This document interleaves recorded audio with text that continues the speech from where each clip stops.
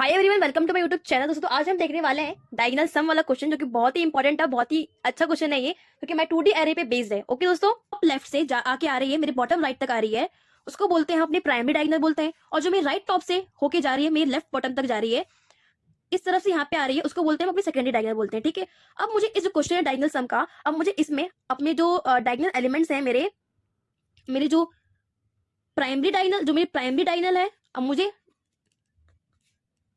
Diagonal सम को मुझे find करना है। तो ये इसमें क्या बोला गया, इसमें मुझे क्या करना है, अपनी प्राइमरी डायगोनल प्लस अपनी सेकेंडरी डायगोनल के एलिमेंट का पूरा दोनों का ही सम मुझे यहाँ पे डायगोनल सम मुझे लाके देने वाला है। ठीक, तो दोस्तों इस क्वेश्चन करने से पहले हम इसमें कुछ बात कर लेते हैं। जो हमारा डायगोनल सम का जो क्वेश्चन है, वो जो हमारी n इक्वल m होती है, मतलब जब हमारे रो इक्वल होता है हमारे कॉलम के, उसी में ही हम इस क्वेश्चन को परफॉर्म कर रहे होते हैं। मतलब इसकी हमारी जब भी हमारे पास मैट्रिक्स में हमारी रो और हमारी कॉलम एकदम इक्वल में गिवन होती है, तभी उसी केस में, उसी कंडीशन में हम अपना डायगोनल सम का जो क्वेश्चन है परफॉर्म हो रहा होता है। ठीक है, तो यहाँ पे कितनी रो दे रखी है, 1 2 3 4, यहाँ पे 4 रो है। ठीक है, यहाँ पे 4 रो है, और कॉलम कितनी है, 1 2 3 4, 4 कॉलम है। तो ये हमारा 4x4 का मैट्रिक्स है, जिसमें हमारी रो इक्वल है हमारे कॉलम के। ठीक है, तो इसके अंदर अब हमें अपना डायगोनल सम को निकालना है। अब मुझे लॉजिक निकालना है कि मैं अपने प्राइमरी डायगोनल के सम को कैसे निकालूंगी, अब मैं अपने सेकेंडरी डायगोनल के सम को कैसे निकाल रही होंगी। तो अब इसको हम देखते हैं। ठीक, प्राइमरी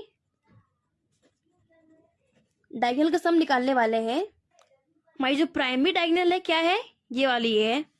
तो इसमें कौन कौन से एलिमेंट है, 1 कवर हो रहा है, 6 आ रहा है, 11 आ रहा है और 16 आ रहा है। ठीक है, तो प्राइमरी डायगोनल इक्वल टू 1 + 6 + 11 + 16 करेंगे, कितना आएगा दोस्तों हमारे पास यहाँ पे 34 आएगा। ठीक है, अब ऐसे ही मैं अपने यहाँ पे सेकेंडरी डायगोनल का निकाल लूंगी।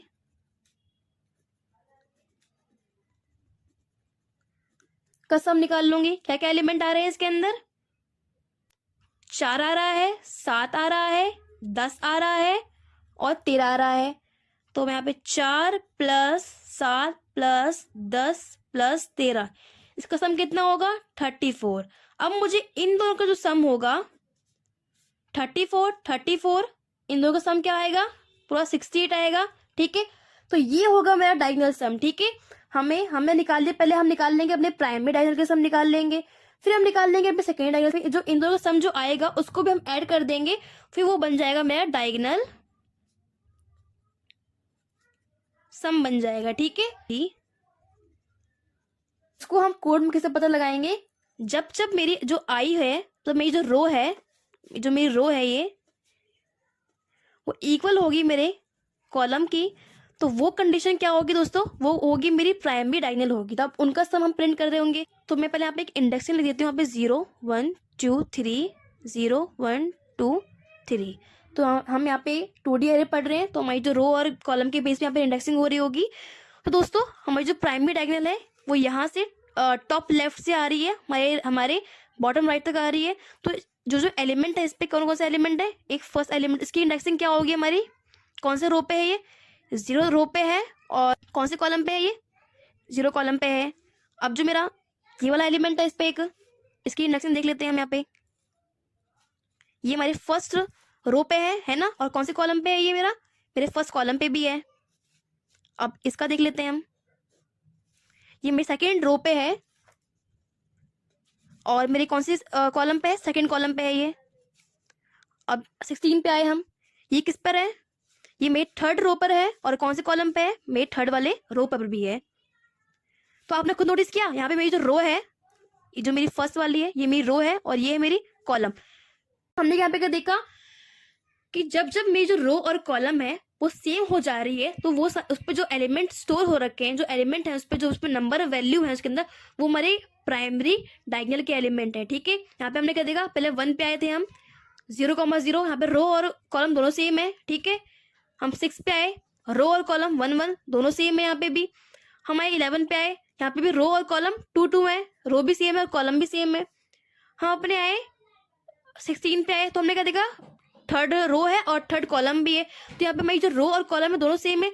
तो ये जो कंडीशन होगी बताएगी हमें कि जब जब मेरा रो और कॉलम जब जब मेरा इक्वल होगा तो उस पर जो वैल्यूज होंगी तो वो वैल्यूज मेरी प्राइमरी डायगोनल की वैल्यूज होंगी। ठीक है, अब ऐसे ही हम निकाल लेंगे अपनी सेकेंडरी डायगोनल के लिए भी। कैसे निकालेंगे आओ उसको भी देखते हैं। मैं पहले हमारा जो एलिमेंट है 4 ये हमारे है 0th रो पर है और कौन से कॉलम पे है, हमारे थर्ड वाले कॉलम पर है, थर्ड वाले कॉलम पे है। फिर आए हम अपने इस वाले एलिमेंट पे आए 7 पर आए, अपने 7 पे आए। ये कौन से रो पर है, ये हमारे फर्स्ट रो पर है और कौन से कॉलम पर है, ये हमारे सेकंड कॉलम पर है। फिर आए हम अपने 10 पे आए, कौन से रो पे है हम, सेकंड रो पर है और कौन से कॉलम पे है, फर्स्ट कॉलम पर है, फर्स्ट कॉलम पर है हम।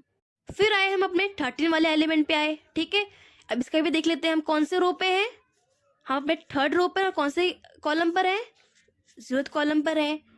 ठीक है, अब आप लोगों ने नोटिस किया जो मेरी यहाँ पे रोज आ रही है, रोज आ रही है 0 1 2 3, जो मेरी यहाँ पे रोज आ रही है वो कहे जा रही है 0 to n-1 तक जा रही है। ठीक है, 0 to जा रही है मेरे 3 तक जा रही है, तो यहाँ पे मैं इसको n-1 भी ले सकती हूँ मैं।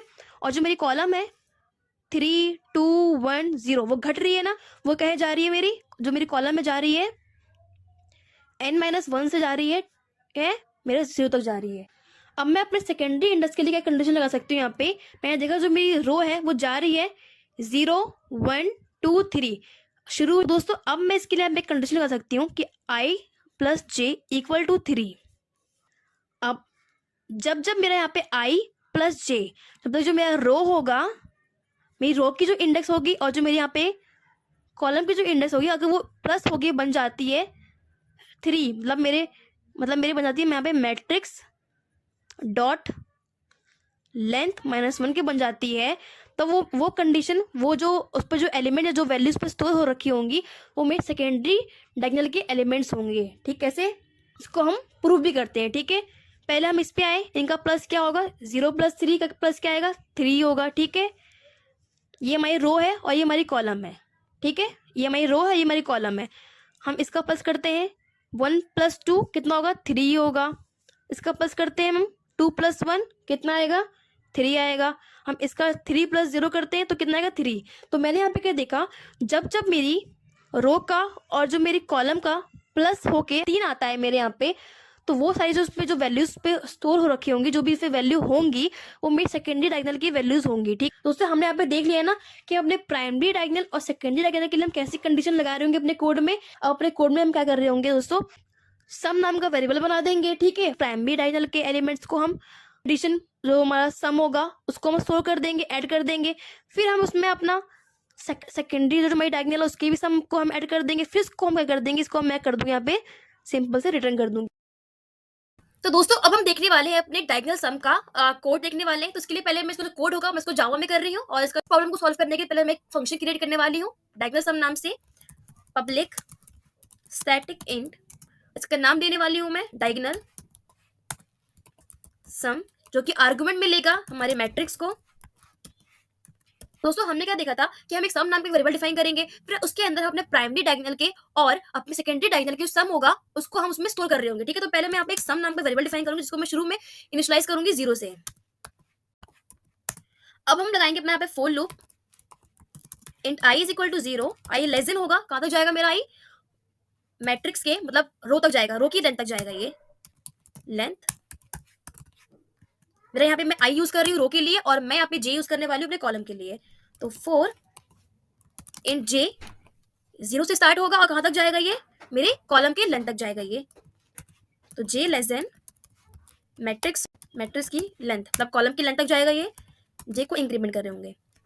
तो दोस्तों अब हमने क्या देखा था वहां पे, जब इसका हम लॉजिक डिस्कस कर रहे थे हमने क्या देखा था कि जो हमारी प्राइमरी डायगोनल होती है वो हम कैसे पहचानेंगे, जब मेरा i इक्वल हो जाएगा मेरे j के, और जब मेरा रो इक्वल होगा मेरे j के, जो कि इंडेक्सिंग होगी इक्वल हो जाएगी, तब तक वो मेरे प्राइमरी डायगोनल कहलाएंगे। तो अब मुझे ये पहले कंडीशन होगी मेरी प्राइमरी डायगोनल के लिए, यहाँ पे एक इफ लगाऊंगी, इफ i इक्वल हो जाता है मेरे j के, तो हम अपने सम में ऐड कर देंगे अपने मैट्रिक्स ऑफ रो की एलिमेंट को और अपने कॉलम के एलिमेंट को।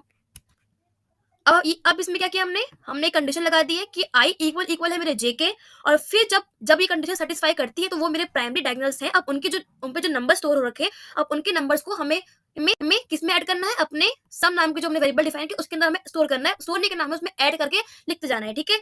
अब एक और कंडीशन लगाएंगे, अपने सेकेंडरी डायगोनल की लगाएंगे। अब सेकेंडरी डायगोनल में हमने क्या देखा था दोस्तों कि मैं अपने एलसीफ लगाऊंगी, एलसीफ आई प्लस जे इक्वल इक्वल हो जाता है जब मेरी आई की इंडेक्स, मतलब जो मेरी रो की इंडेक्स और मेरी कॉलम की इंडेक्स, जब उनका सम होता है वो इक्वल हो जाता है 3 के, या मेरे मैट्रिक्स के लेंथ के, मेरी मैट्रिक्स लेंथ -1 के इक्वल हो जाता है, तो मेरा वो चीज सेटिस्फाई करेगी, सेकेंडरी डायगोनल है ये चीज, ठीक है। अब मुझे उनका भी सम मुझे स्टोर करके लिखना पड़ेगा, तो मैं यहाँ पे मैट्रिक्स डॉट लेंथ -1 की जो मेरा आई प्लस जे का जो सम होता है, मतलब जो मेरे रो की इंडेक्स और जो मेरी कॉलम की जो मेरी इंडेक्स है, अगर उनका सम हो जाता है मेरी मैट्रिक्स डॉट लेंथ -1 के इक्वल, तो वो मेरी सेकेंडरी डायगोनल कहलाएगी। अब मुझे उनका भी सम मुझे स्टोर करना है, तो मुझे उनका भी सम मुझे अपनी सम नाम की जो वेरिएबल थी उसमें ऐड करना है, एडिशन मैट्रिक्स ऑफ आई और जे।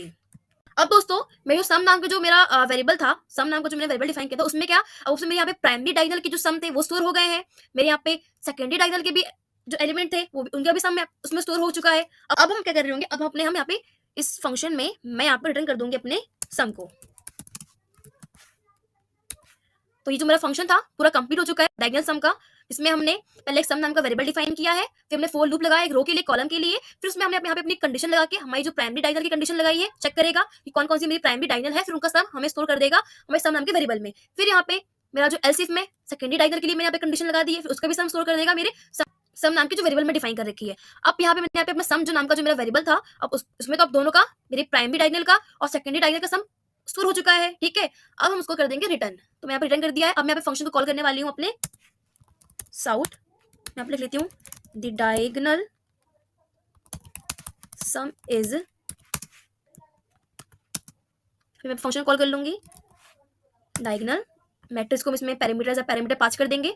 अब मैंने अपने कोड को कर लिया कंट्रोल ऐसे सेव, और मैं अपने कोड को करती हूँ यहाँ पे रन। ये देखो द डायगोनल सम इज क्या हो गया 68। तो दोस्तों इसकी जो टाइम कॉम्प्लेक्सिटी होगी बिग ओ एन स्क्वायर होगी, क्योंकि इसमें हमने दो लूप लगाया और दोनों लूप कहाँ तक जा रहे हैं, हमारे लेंथ तक जा रहे हैं। तो इसकी जो, लेकिन दोस्तों इसका एक ऑप्टिमल सोल्यूशन भी है, जिसको हम दोस्तों इसका जो कोड है उसको हम एक लीनियर फैशन में, एक लीनियर टाइम कॉम्प्लेक्सिटी में भी हम उसको चला सकते हैं। उसका जो ऑप्टिमल सोल्यूशन है, ये तो बस कब एक ब्रूट फोर्स था। आप मुझे कमेंट करके जरूर बताना कि मैं ऑप्टिमल सोल्यूशन भी मैं लेके आऊँ, तो मैं इसका एक अलग से वीडियो बनाऊंगी जिसकी टाइम कॉम्प्लेक्सिटी हो रही होगी बिग ओ एन में हो रही होगी, ठीक है। अगर आपको वीडियो अच्छी लगी होगी जरूर उसको लाइक करना, जरूर शेयर करना, और अगर आपने सब्सक्राइब नहीं किया है तो अभी चैनल को सब्सक्राइब करो दोस्तों। मिलते हैं अपने नेक्स्ट वीडियो में।